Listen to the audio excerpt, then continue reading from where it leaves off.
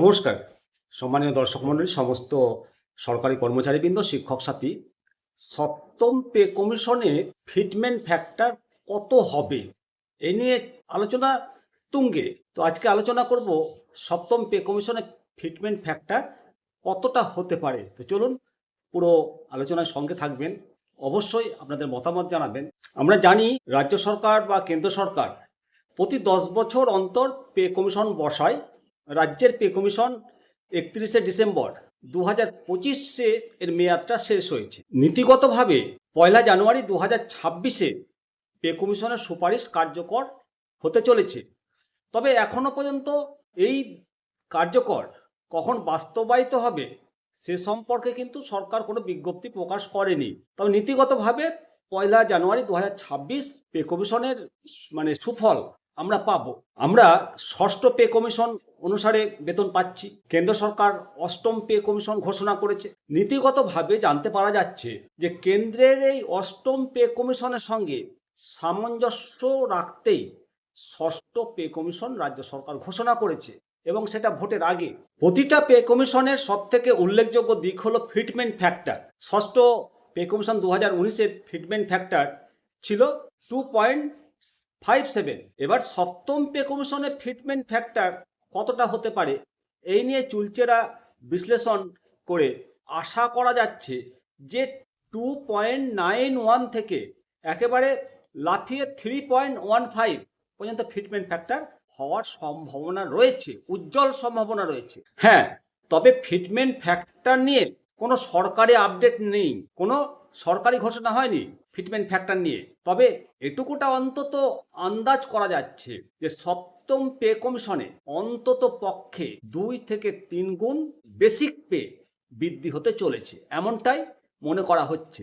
আপনার বর্তমান basic pay যদি 18,000 টাকা হয়, তাহলে সেটা 2.91 দিয়ে গুণ করুন, তাহলে নতুন বেসিক পে 52,380 টাকায় পৌঁছে যাবে। আর আপনার বেতন যদি ওই 18,000 বেসিক পে ধরে 3.15 দিয়ে গুণ করেন, তাহলে আপনার বেতন 56,700 টাকায় পৌঁছে যাবে। সঙ্গে হাউস রেন্ট থাকবে, মেডিকেল থাকবে, তবে ডিওটা 0 থাকবে, তবে পরবর্তীতে ডিএ বাড়বে। সঙ্গে আপনার রিটায়ারমেন্টের যেটা গ্র্যাচুইটি সেটা বাড়বে, পেনশন বাড়বে, সমস্ত কিছুই বাড়বে।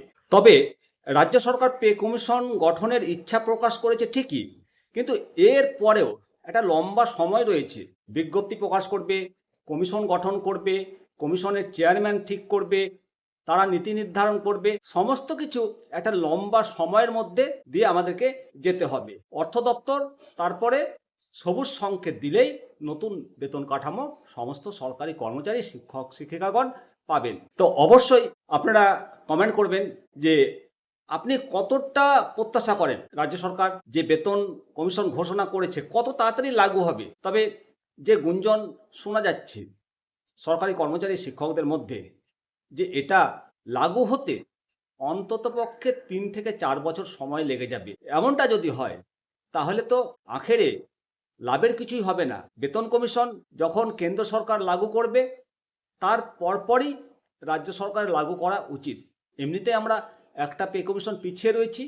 সুতরাং এই যে সপ্তম পে কমিশন গঠন করেছে রাজ্য সরকার, সেটা যদি অষ্টম পে কমিশনের ন্যায় সেম হয়, তাহলেই বঞ্চনাটা কিছুটা মিটতে পারে বলেই আমার নিজস্ব মতামত।